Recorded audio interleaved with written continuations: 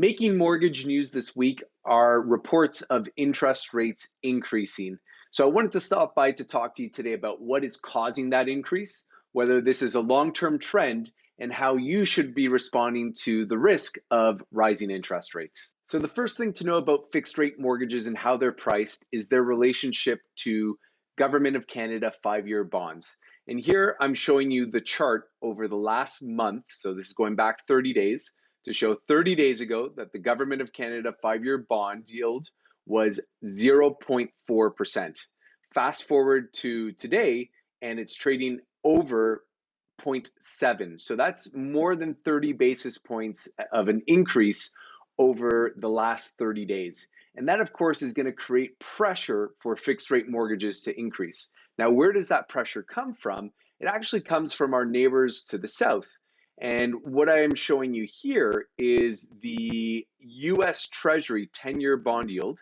In the US, it's more sensitive to the 10-year yield, going back over 1 month, and you see the same trend.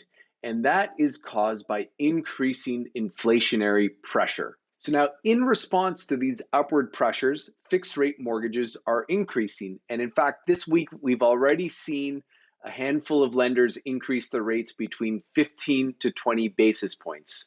Not all the banks and lenders have made the changes, but it's only a matter of time because nobody wants to be the first bank to make that change. But expect in the next week or so that trend will continue and we will now reach a new low. So the $1 million question now is this here to stay, or is this a natural fluctuation?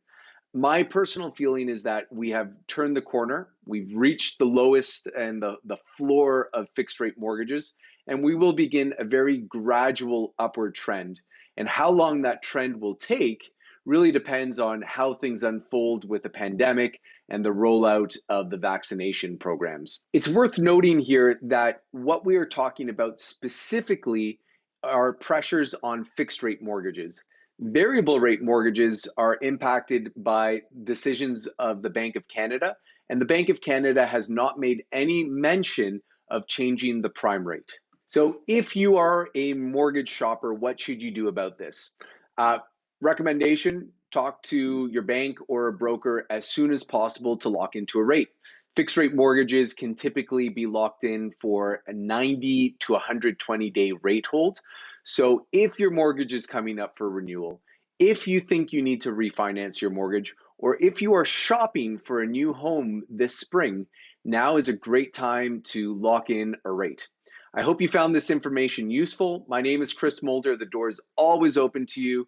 Reach out with confidence if you have any mortgage related questions.